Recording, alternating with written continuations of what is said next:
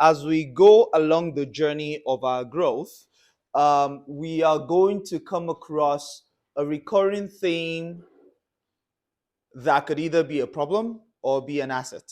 And that is our relationships with the stakeholders that surround our business. Um, if you have a very good understanding of the structure by which you manage your stakeholders, you are going to do much better as a business. If you don't have a good understanding, you're going to struggle with everybody. Because, again, I always go back to this fundamental premise. Business is essentially a collection of relationships. That's all there is to this thing.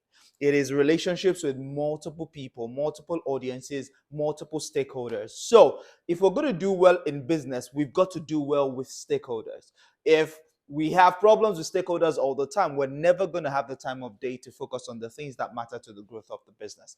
Hence the reason for today's conversation. And the other half of today is going to be focused on arguably the most important stakeholder, because everybody, and we're going to go through the different types of stakeholders in a bit.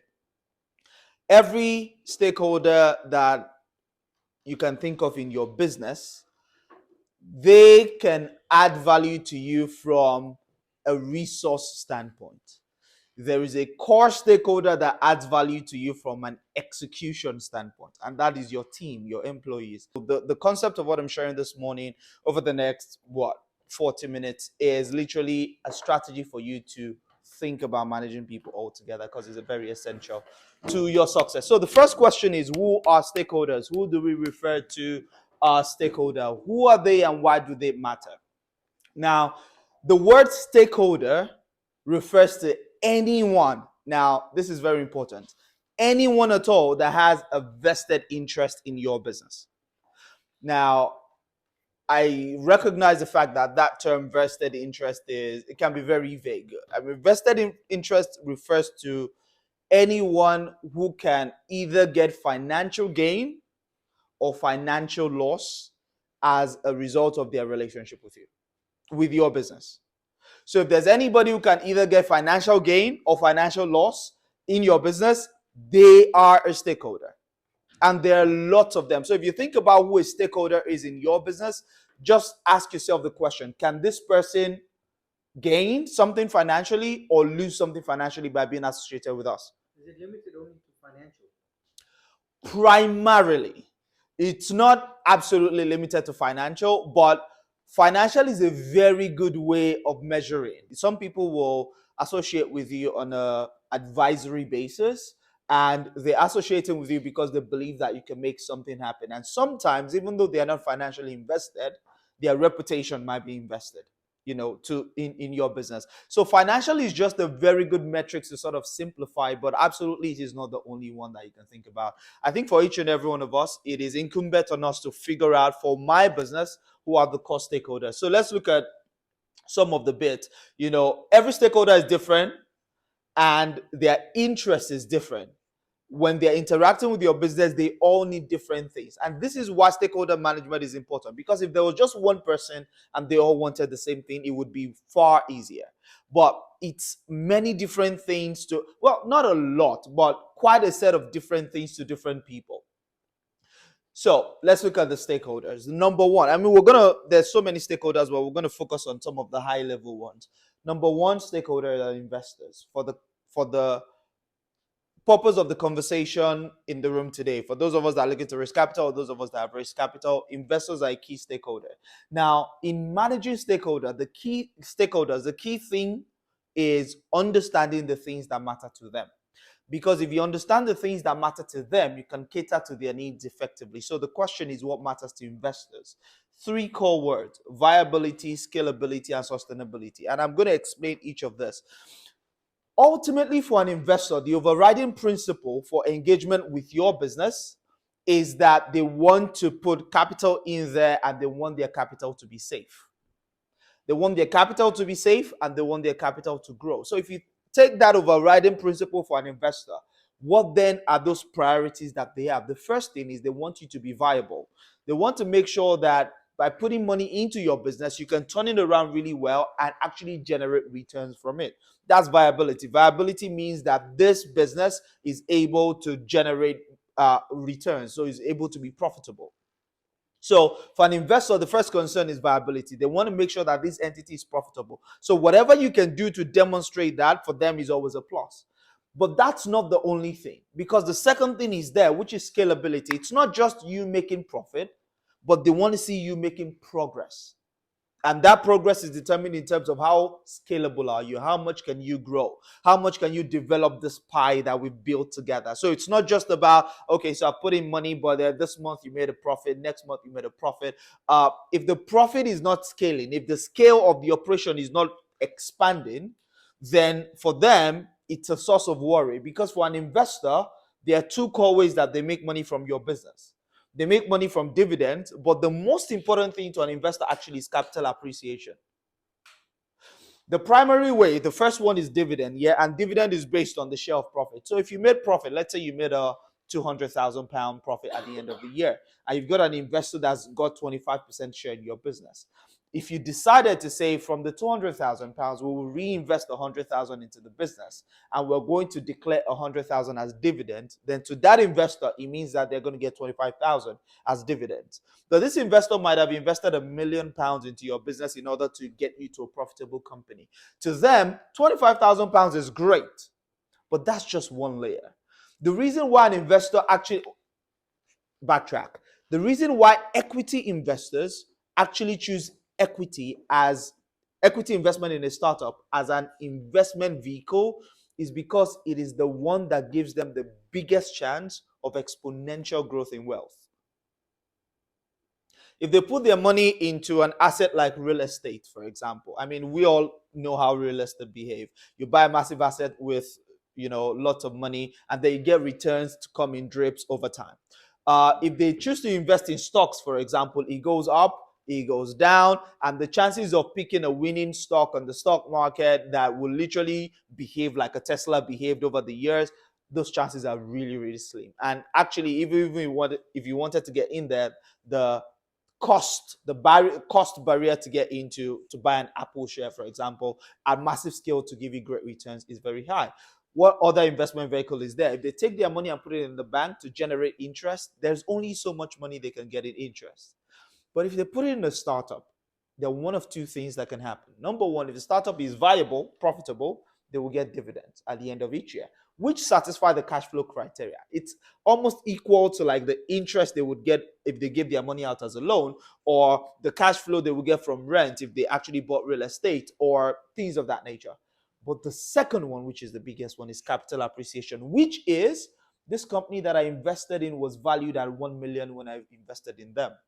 But by virtue of my investment and the growth of their operations, it is no longer worth 1 million, it's now worth 5 million or 10 million.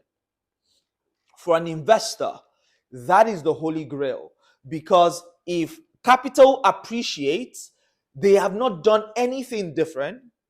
But if your valuation goes from 1 million to 10 million, the wealth of the investor has literally 10x in that same time frame.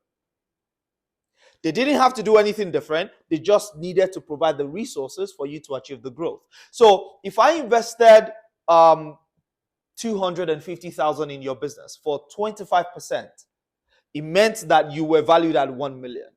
If over a 2-year or 3-year period, you then executed your business and your valuation actually grew to 10%, I have not committed additional resources, but my 250,000, my 25% is no longer worth 250,000, is now worth 2.5 million.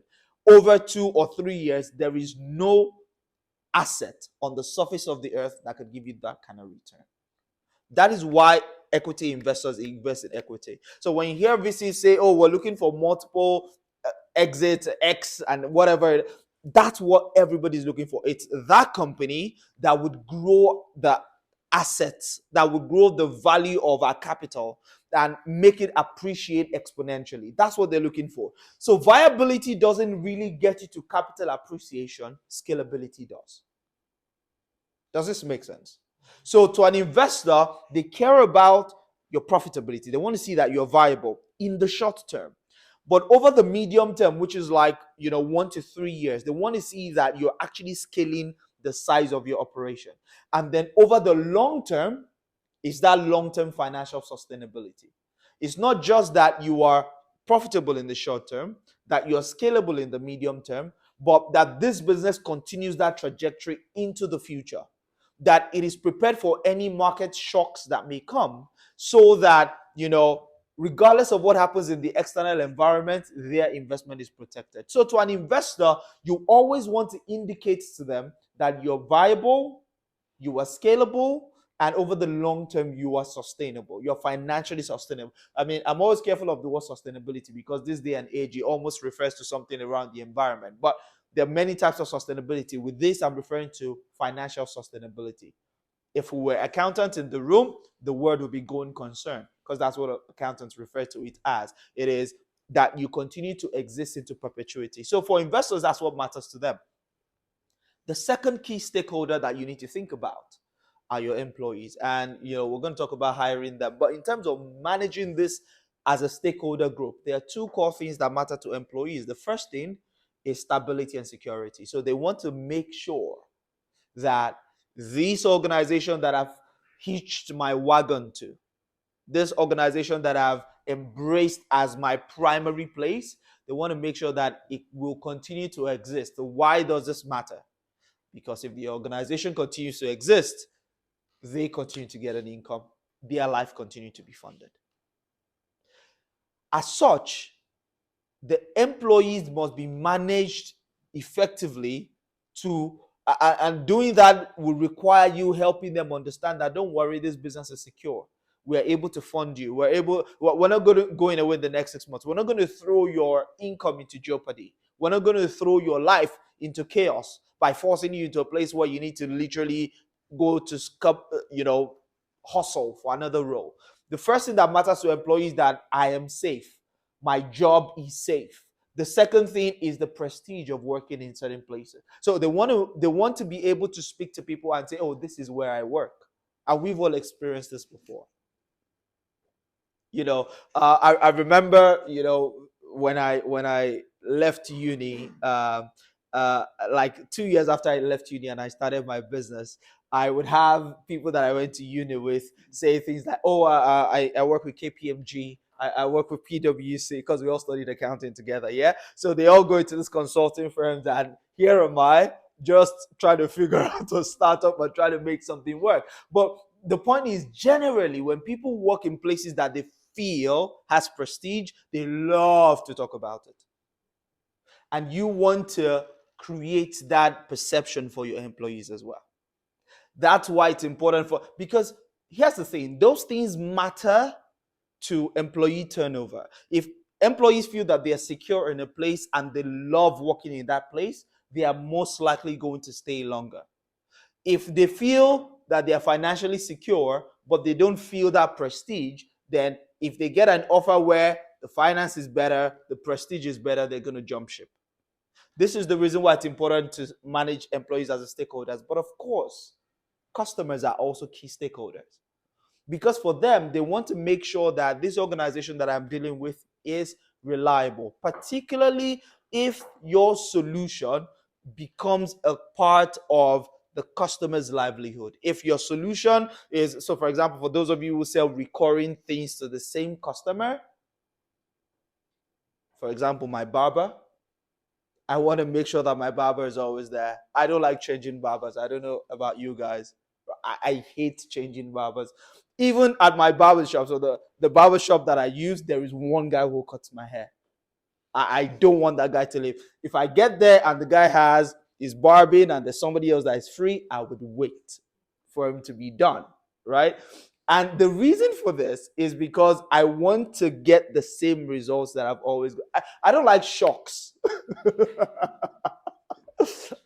Particularly when it comes to my parents. I don't like shocks. Exactly. And this is what customers want, right? They want that reliability. They want to make sure that, oh, this organization that I'm dealing with will always deliver. But also, they want to make sure that their association with that company does not expose them to social risks. There are some businesses that just buy, I mean, if you say, oh, you buy from this company, you're going to sort of like get some backlash or some pushback from your immediate environment. And we can go into the social sentiment of that, but I'm not going to go into that. But we all know the world that we live in now. If there's a brand that stands for something that is, opposed to in your immediate society, you're going to have a problem if you're dealing with them. So we live in that type of society right now. So for you as a business, you need to manage that as well with your customers. And I'm sure that we've all seen this in today's day and age, where as a company, you almost always have to communicate to your customers and let them know where you stand on issues. You need to, tell them what causes you're supporting so that they can feel like, oh yeah, I love this brand. It speaks my language and is aligned with the interest that I have. But those are not the only stakeholders we have. We have so many others. We can't go into them. But for you as a business, you would always have customers. You would always have team. Some of you may have investors. So those are three core ones to manage. But you also have others. It's an exhaustive, I mean, the list cannot be exhausted. You've got suppliers. Some of you've got suppliers that you have to manage, because again, if your business isn't doing really well, your suppliers will be affected. You've got people across your value chain, not just your supplier. You've got strategic partners. There's some of you who have businesses where there's some people that are instrumental to getting you distribution, even though you don't do transactions with them directly, but strategically they're essential for the growth of your business. You've got the ecosystem as well. And to Sabin's point earlier, anybody really around your business environment can be a stakeholder. You just have to decide who matters and who doesn't. Stakeholder management as a process essentially focuses on communicating and engaging, and you've seen this from some of the conversations that Vernon just led. Communicate and engaging with the people that matter to the company. Now, when we then drill down into that, it's all about prioritizing them by importance. And I came across a metric, a matrix, which I'm going to share with you at the end, that helps to prioritize by layers of importance all the different stakeholders that you have as a business. And this is very important because your stakeholders must feel valued. They need to feel like, okay, I am in the right place and I'm being treated correctly. Just like Vernon has said, if people feel like they're not being treated right, they are going to manifest it in ways that you don't like. Absolutely. Depending on who they are. Now, through stakeholder management, you can acquire better business outcomes, and this is why this is very important, but while also developing long-lasting relationships. Like we said, business is a game of relationships. You want those relationships to be there for you when things are good and when things are not going well. So first of all, you've got to manage them effectively, but also if you do, then you're almost always going to get better business outcomes, because then people feel like they belong to your tribe. They feel like they are a part of something that is big. They feel like the business matters to them, even though it's not their business. They feel like a part of it. And this is why this is very important. So it's about managing these relationships, not managing the stakeholders themselves. Now, this is very critical because stakeholders have different levels of commitment to the business. So your job is not to manage them. Your job is just to manage the relationship that you have with them. And when it comes to this process of managing stakeholders, there are three keywords. It is, first of all, what are their concerns? What are the metrics by which they measure success? And whose responsibility it is to deliver that. And those are the three key words you want to keep in mind. So properly managing them, it's literally understanding, first of all, what are their concerns and how do I make sure that it is always addressed? Secondly, how are they measuring success for them in their relationship with the business, and who's taking responsibility? Ultimately, the responsibility always stops at your desk. You already know that.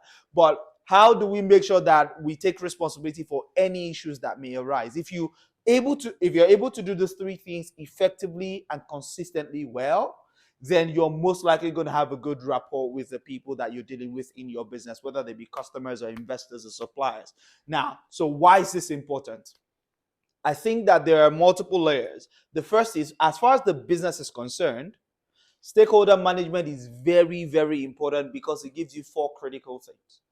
If you manage stakeholders really well, it increases the likelihood of you raising additional funding, particularly if they are investors. Now, the investment or the monies that an investor puts into your business the first time is not all the money you're going to need for your entire lifetime as a business. Most likely, you're going to need more resources further down the line. Where better to get those resources from than people that have already committed to you? But if you don't manage those relationships well, how do you go back? If you treat people right, then you can go back to get additional funding. And it's not just funding, right? It's also knowledge. You could go to people to get knowledge if you have a great relationship with them. If you go to people to access their network, if you've got a great relationship with them. You could get other types of resources, but essentially, all these things are good for your business. Your business is always going to need networks. It's always going to need resources. It's always going to need new information and knowledge, industry expertise, funding. If you manage stakeholders effectively, the business is going to benefit in these ways. But not just the business.